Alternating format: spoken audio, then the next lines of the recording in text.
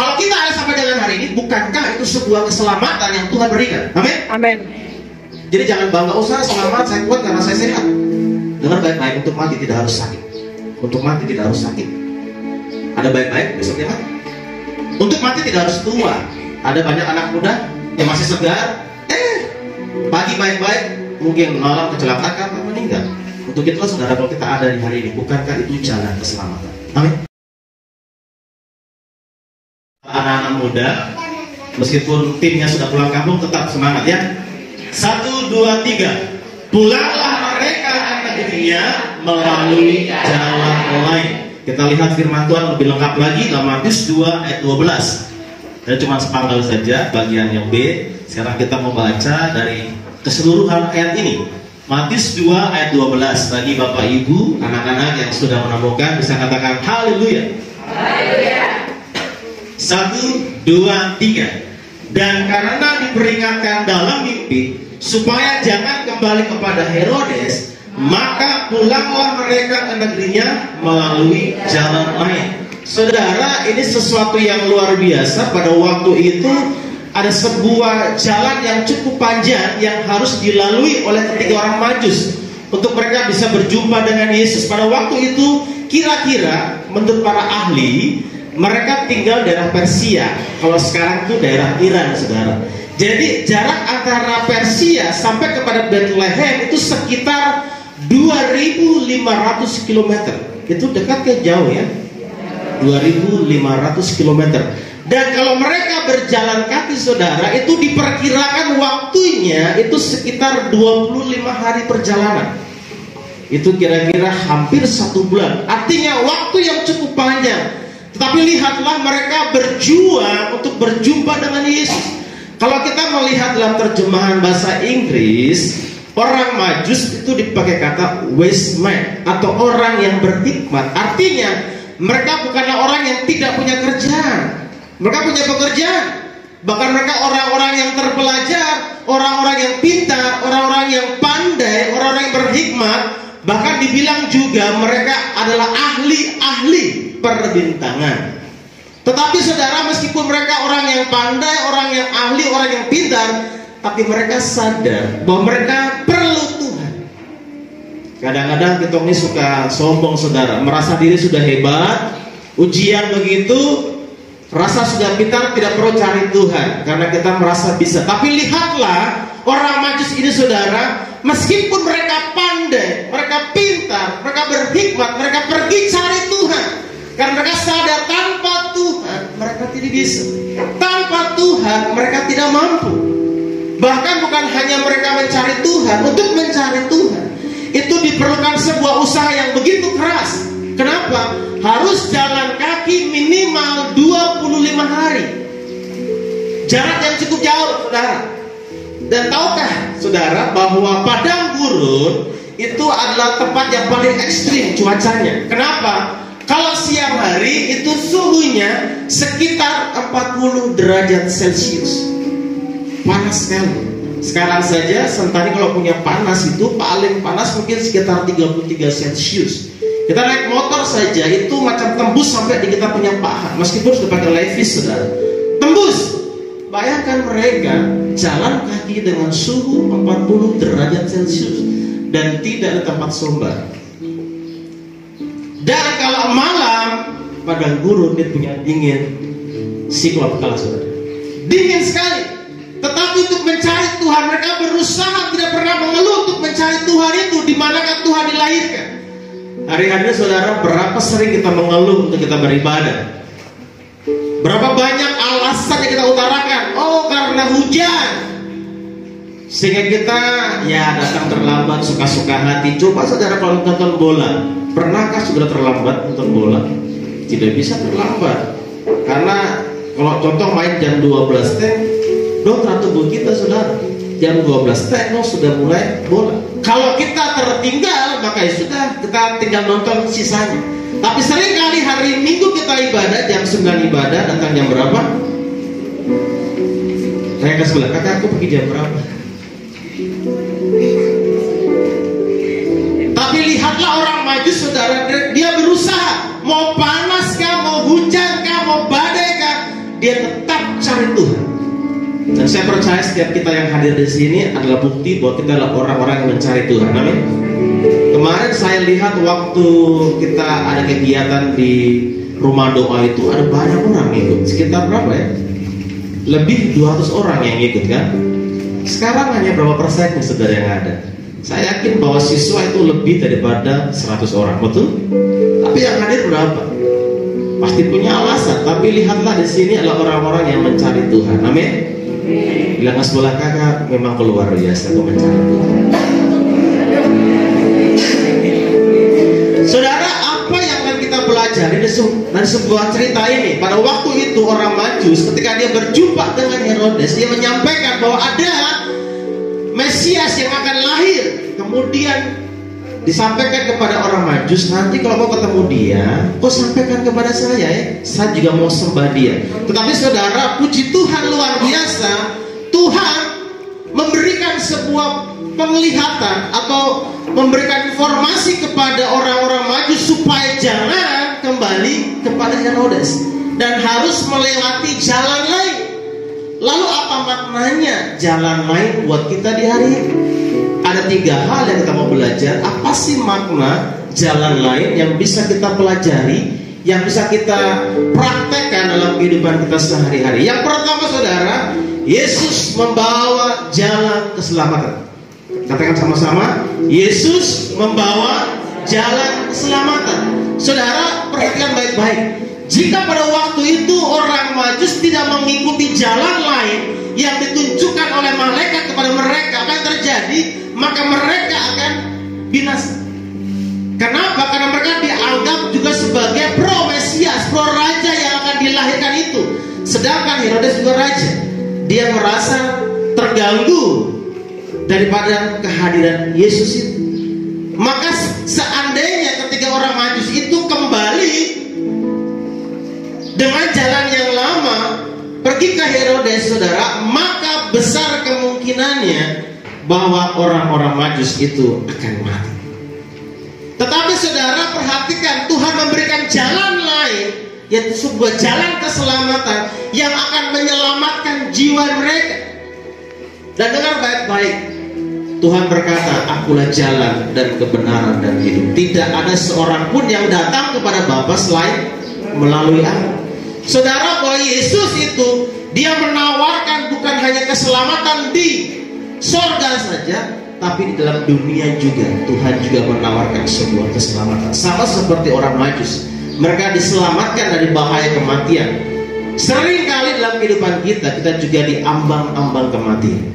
Tapi kalau sampai ada di hari ini, bukankah itu karena pertolongan Tuhan? Bukankah itu karena keselamatan yang datang dari Tuhan? Kalau kita naik motor saudara, atau naik mobil, sepanjang hari sebenarnya kita selangkah lagi dengan maut. Perhatikan kemana kecelakaan yang diharapkan itu saudara. Itu kan posisinya mereka sedang parkir motor, berbelanja, parkir motor, anaknya ada di motor. Itu kan harusnya posisi aman ya? Tetapi itulah maut. Tiba-tiba ada mobil Triton atau apa begitu, dia mabuk atau bagaimana, dia tabrak dan akhirnya mengenai motor itu yang lagi parkir. Dan akhirnya ada orang yang meninggal, ada orang yang celaka. Tidak pernah kita tahu, kita sudah hati-hati naik kendaraan, tapi ada orang yang tidak hati-hati. Kalau kita ada sampai dengan hari ini, bukankah itu sebuah keselamatan yang Tuhan berikan? Amin. Amin. Jadi jangan bangga, saya selamat, saya kuat karena saya sehat. Dengar baik-baik, untuk mati tidak harus sakit. Untuk mati tidak harus sakit. Ada baik-baik, besok dia mati. Untuk mati tidak harus tua.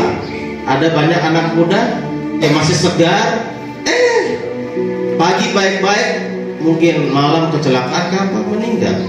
Untuk itulah saudara, kalau kita ada di hari ini, bukankah itu jalan keselamatan? Amin. Amin. Yusuf saudara, orang mencoba merancangkan kejahatan buat dia. Dia hampir dibunuh, tapi akhirnya dimasukkan ke dalam sumur saja, kemudian dijual. Bukankah ada banyak potensi-potensi kematian dalam kehidupannya, bahkan ketika difitnah, memperkosa istri Potifar, saudara, harusnya hukuman mati. Karena dia hanya seorang budak saja, apalah arti nyawanya buat dia. Tapi Tuhan menyelamatkan dia. Makanya dia bilang begini, manusia boleh merancangkan kejahatan, tapi Tuhan mengubah itu menjadi kebaikan. Amin. Mungkin hari ini saudara ada banyak rancangan-rancangan yang mencoba mencelakakan hidup saudara. Tapi dengar baik-baik, ketika kita berjumpa dengan Yesus ada jalan keselamatan. Tapi bukan hanya sekedar keselamatan di dunia, ada sebuah janji buat kita, ada keselamatan di surga. Pertanyaannya saudara, apakah kita sudah percaya kepada Yesus seperti itu? Jangan berpikir bahwa perbuatan baikmu bisa membuat engkau selamat. Ada banyak orang berpikir begini, saya kasih persembahan buat gereja, saya kasih persembahan buat pembangunan dan lain sebagainya, bahkan saya berbuat baik. Saudara, itu tidak menyelamatkan saudara, karena semua hanya karena kasih karunia Tuhan. Itu hanya sebagai tanda. Kalau kita mengasihi Tuhan, harusnya kita berbuat baik. Tapi berbuat baik bukanlah untuk menyelamatkan kita. Jadi mari, kalau saudara mau selamat dalam dunia dan akhirat, marilah kita datang kepada Tuhan, karena Dialah jalan keselamatan. Amin. Bilang pasulan, datang sama Tuhan. Yang kedua saudara, apa yang bisa kita pelajari? Yang pertama, Yesus membawa jalan keselamatan. Yang kedua saudara, Yesus itu membawa jalan keluar. Saudara pernah melihat labirin? Atau ada yang tahu labirin di sini? Angkat tangan yang tahu labirin. Oke, sedikit saja ya. Jadi labirin saudara itu seperti sebuah tempat di mana di tempat itu ada banyak jalan. Tetapi jalan itu semuanya buntu. Tetapi hanya ada satu jalan keluar. Tapi semua jalan itu tampak semuanya sama. Dibuat semuanya mirip. Contoh kalau itu terbuat dari pagar daun, maka semuanya sama, bentuknya sama, motifnya sama. Sehingga ada banyak orang yang bisa saja tersesat. Dalam hidup ini saudara, ada banyak kali kita sebagai anak-anak muda, kita suka tersesat. Kita mulai memilih narkoba, kita pikir itu jalan keluar. Kalau di rumah dapat marah dari orang tua, di rumah dapat marah dari bapak, mama, di rumah tidak diperhatikan oleh orang tua, pergi ke sekolah lagi dapat marah dari ibu guru, main dengan teman dapat bully lagi. Akhirnya kita berpikir bahwa semua tidak peduli dan jalan keluarnya adalah fly, mabuk, merokok dan lain sebagainya. Atau mungkin lari kepada perempuan, kepada laki-laki. Kita pikir itu jalan keluar. Saudara dengar baik-baik, itu bukan jalan keluar. Sepertinya itu jalan keluar, tapi itu bukan jalan keluar. Tapi Yesus menawarkan kepada kita sebuah jalan keluar yang bisa menolong kita dari setiap masalah kita. Ingat, pada waktu itu mereka diperhadapkan dengan sebuah pilihan, saudara. Kalau mereka kembali, itu jauh lebih enak. Kenapa? Karena mereka sudah tahu jalan yang tadi mereka tempuh. Sudah familiar. Oh, tadi lewat sini ada gundukan di sini ada binatang buas dan lain sebagainya. Mereka pernah melaluinya. Sekarang mereka harus melalui jalan yang baru yang belum pernah mereka tempuh dan tidak pernah tahu apa yang terjadi di jalan itu. Saudara, ini bukan seperti sekarang ada banyak jalan, betul? Dulu kan Sentani Jayapura cuma satu jalan, jalan utama ini saja. Artinya kalau jalan di Palang ya sudah lo bingung lewat mana toh, tinggal lo cari jalan sendiri. Tapi permasalahannya kita tidak pernah tahu apakah di situ aman atau tidak. Sekarang enak, ada jalan baru di atas, sehingga ada kemungkinan ada jalan lain selain kita melewati jalan utama. Tetapi saudara, yang namanya jalan yang baru, apalagi dalam konteks pada waktu itu, mereka tidak pernah tahu apa yang akan terjadi dalam jalan itu. Apakah lebih lama? Apakah lebih cepat? Apakah berbahaya? Apakah tidak? Tapi intinya begini, jalan keluar yang Tuhan berikan buat kita, mungkin dalam pikiran kita sepertinya tidak baik. Tapi dengar baik-baik, rancangan Tuhan, rancangan damai sejahtera. Amen. Pasti terbaik untuk Tuhan, untuk kita dan untuk Tuhan, saudara. Dan itulah yang ditawarkan oleh orang-orang Majus. Ini loh jalan keluarnya. Kau pilih saja, kau mau ikut atau tidak. Karena pilihan terletak kepada mereka. Tuhan sudah kasih kita jalan keluar. Dan kadang-kadang saudara, jalan keluar itu diberikan Tuhan lewat banyak orang. Bisa jadi lewat guru-guru saudara. Ketika kau punya masalah, kau punya tantangan, kau datang kepada gurumu, sharing di sana, disitulah Tuhan kasih jalan keluar. Bisa jadi. Mungkin kau bergumul, Tuhan, saya dilahirkan dari keluarga miskin, tak punya apa-apa. Ada jalan keluar buat saudara. Pendidikan adalah jalan keluar untuk kita bisa keluar dari kemiskinan. Itu jalan keluar. Tuhan tawarkan buat kita, tapi masalahnya mau nggak kita? Anak-anak mau tidak? Kadang-kadang kita suka mimpi begini. Masa muda, masa kecil senang-senang, muda kaya raya, tua foya-foya. Tidak mungkin sudah seperti itu. Harus ada sebuah perjuangan dalam kehidupan kita. Saya punya pengalaman saudara, pada waktu saya masih kuliah, saya kuliah tanpa biaya daripada orang tua. Karena orang tua saya bilang begini, kalau kau kuliah, 1 rupiah pun tidak pernah akan kami kasih Tuhan untuk kuliah. Karena mereka berharap saya kerja. Tapi karena ini panggilan Tuhan, saya percaya bahwa Tuhan akan tolong saya. Kemudian saudara, saya nekat untuk kuliah. Dan ada 2 jenis jalan keluar yang Tuhan tawarkan buat saya selama saya studi. Satu kali saudara, waktu saya studi, kemudian kami harus semesteran dan syaratnya kami harus bayar.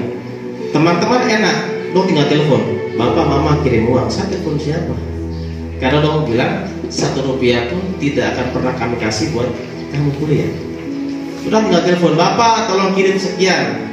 Dan kita harus buat perjanjian di dekat akademis untuk kita tanda tangan kapan akan bayar nomor kuliah. Dan puji Tuhan saudara, saya bingung mau telepon siapa. Saya telepon Tuhan saja, bebas pulsa toh. Saya telepon saja dan puji Tuhan, Tuhan kasih jalan keluar. Ada orang yang membayarkan biaya kuliah saya. Sampai dengan hari ini saya tidak pernah tahu siapa yang bayar. Itu yang pertama, lewat musisa. Yang kedua, waktu saya mau skripsi saudara, harus bayar 2,5 juta kepada pihak sekolah untuk biaya skripsi saudara. Saya tidak punya uang. Mau telepon siapa lagi? Tidak ada orang tua yang mau bayar saya pulang kuliah. Dan kemudian Tuhan berikan hikmat kepada saya sebagai sebuah jalan keluar.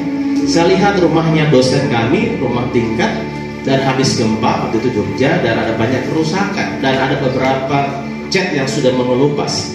Saya datang ke sana menawarkan diri kepada bapak dosen orang barat. Pak, bisa kan saya kerja rumah ini kan? Saya cat rumah ini kan, kasih bersih kan? Oh bisa. Akhirnya saya diberikan tugas untuk mengecat. Tidak punya pengalaman, hajar saja. Yang penting saya kerja. Puji Tuhan. Tapi masih kurang saudara uang itu untuk membayar perkuliahan saya. Saya datang lagi ke rumahnya dosen orang barat. Pak, bisa kan tidak saya kerja di rumah kah? Mungkin nyapu kah, mengapel? Oh bisa. 1 jam 3.000 ya. Kalau orang kuliah itu kerja per jam. Jadi tidak boleh terlalu lambat supaya banyak uangnya. Tidak boleh, harus standar. 1 jam 3.000 itu kerja. Saya terima saja. Itulah jalan keluar yang Tuhan berikan buat saya, supaya saya bisa keluar dari masalah yang ada. Jangan sampai seperti seorang anak muda yang berdoa sama Tuhan ketika terjadi banjir yang besar saudara, dan semua sudah tergenang. Mereka semua tinggal di atap karena sudah tinggi airnya. Dia berdoa sama Tuhan, Tuhan tolong, saya perlu pertolongan Tuhan, selamatkan saya. Oh puji Tuhan, tiba-tiba ada Basarnas lewat pakai perahu karet saudara. Dia kasih pelampung buat anak muda itu untuk ambil pelampung itu dan pergi ke perahu karet. Tapi dipercaya, tidak, saya sudah berdoa sama Tuhan dan Tuhan sendiri yang tolong saya. Akhirnya dia melupakan atau menganggap itu tidak ada. Akhirnya perahu karet pun lewat. Dia berdoa lagi, Tuhan saya percaya bahwa Tuhan akan tolong saya. Tiba-tiba datanglah helikopter saudara, penyelamat, kasih turun tali saudara, supaya dia tinggal ambil tali itu dan dia naik ke atas. Tetapi itu pun dia abaikan karena dia percaya bahwa Tuhan akan tolong dia. Dan apa yang terjadi? Akhirnya air makin meninggi dan dia pun tenggelam. Kenapa saudara? Seringkali Tuhan sudah kasih kita jalan keluar untuk masalahmu, tapi kau tidak pernah mau mengambil jalan keluar itu.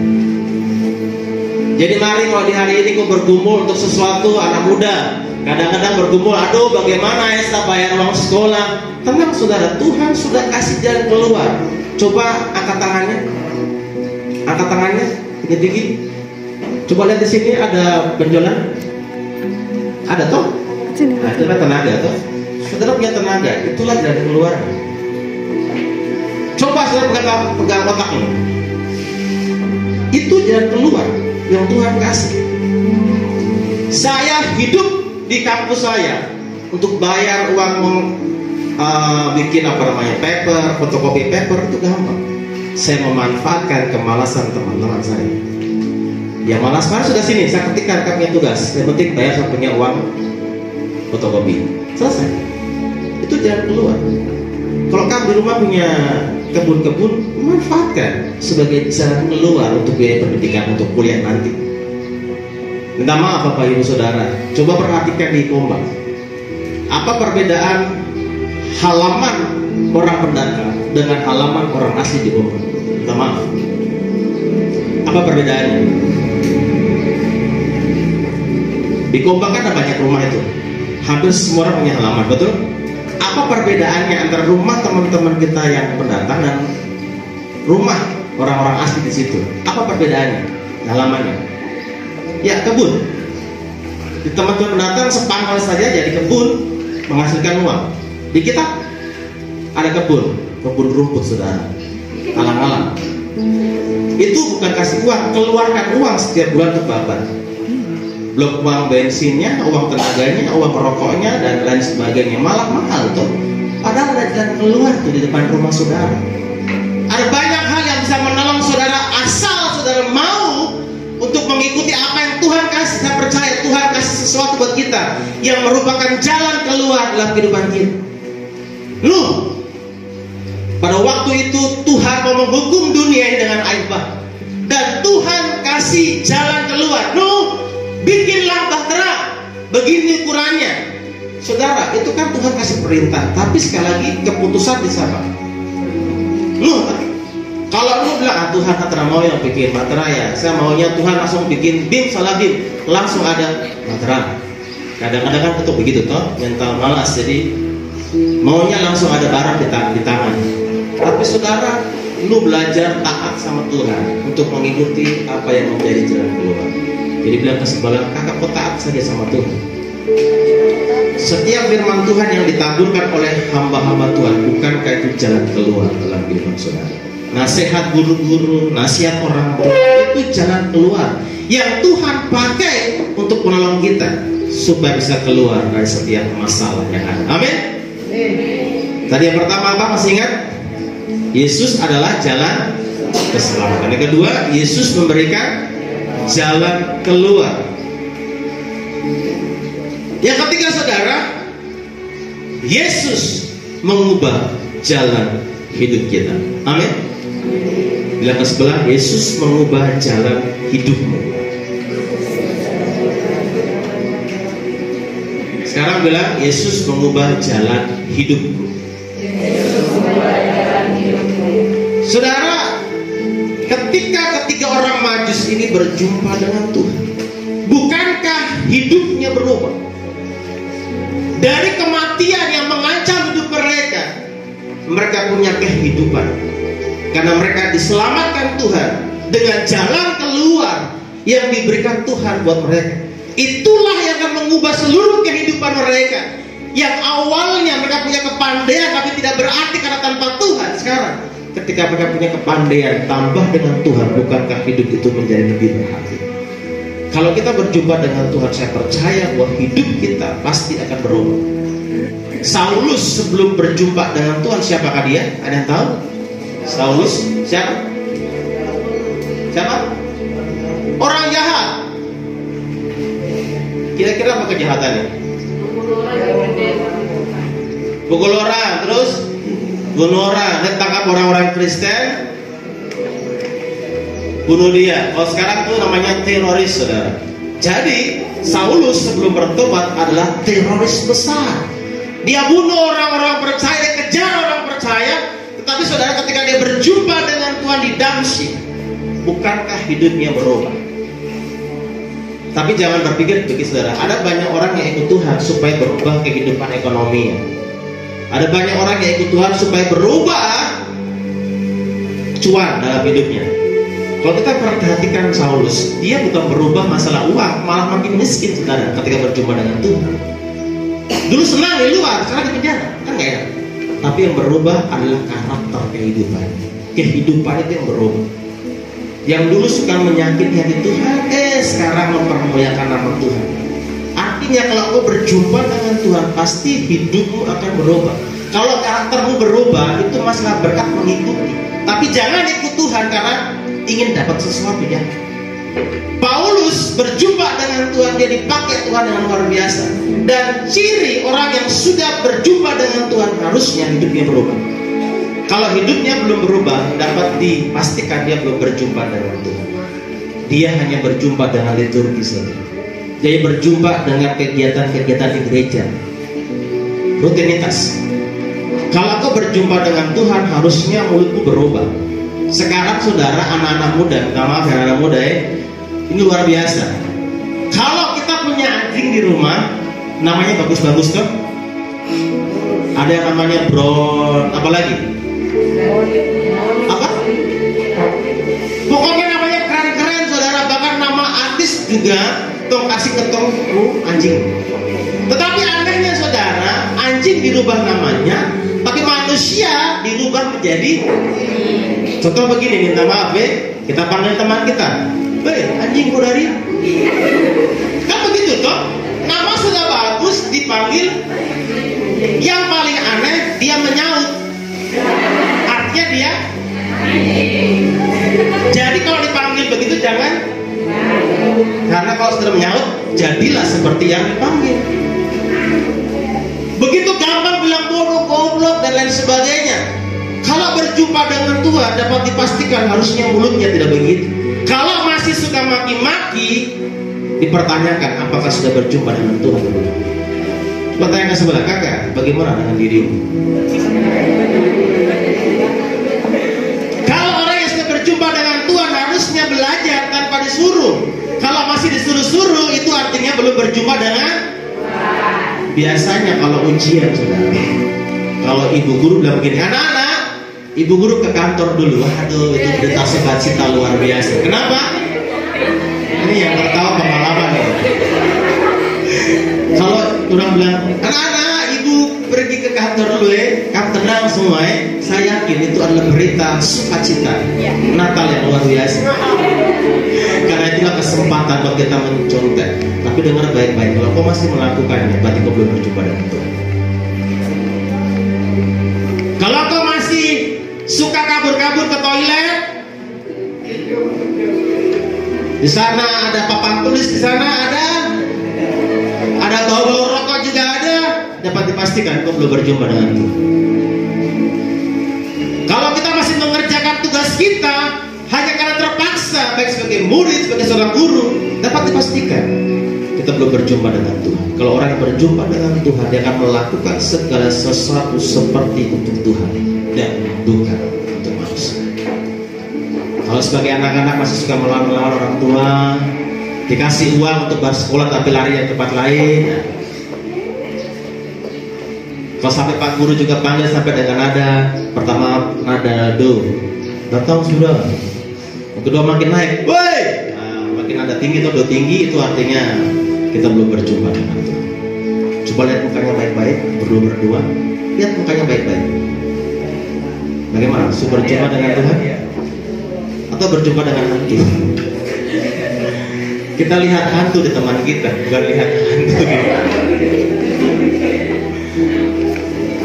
Dan saya berdoa saudara bahwa apapun kehidupan saudara sekarang ini, ketika kau berjumpa dengan Tuhan, Tuhan akan mengubahnya saudara. Bukankah kita melihat Tuhan mengubah kehidupan para murid yang dianggap biasa-biasa? Pada waktu itu pekerjaan seorang nelayan bukan pekerjaan yang dibanggakan. Tetapi bukankah mereka berjumpa dengan Tuhan, hidupnya berubah, mereka dipakai dengan luar biasa. Engkau boleh lahir dari keluarga yang apa adanya. Engkau boleh lahir dari keluarga yang miskin. Engkau boleh lahir dengan kondisi yang tidak kau harapkan. Tetapi kau tidak boleh mati dengan keadaan itu. Kenapa? Kalau kau sudah berjumpa dengan Tuhan, hidupmu pasti berubah. Kau tidak akan seperti begini saja. Tuhan akan pakai kok luar biasa. Kami ini adalah orang-orang yang dulunya rusak juga, apalagi yang sebelah juga sama juga rusak, ya kan? Kita ini semua rusak dulu. Sekarang ya tidak, saudara. Jangan bilang dulu, sekarang tidak pernah berubah, bahaya. Sekarang kami ada, itu semua karena perubahan yang Tuhan. Jadi di momen Natal, saudara, saya berdoa biar kita berjumpa dengan putra Natal itu. Dan saya percaya ada 3 hal yang akan Tuhan berikan. Yang pertama, Yesus memberikan apa? Jalan keselamatan. Yang kedua, jalan keluar. Dan yang ketiga, mengubah jalan hidup kita. Mari kita berdoa. Segala puji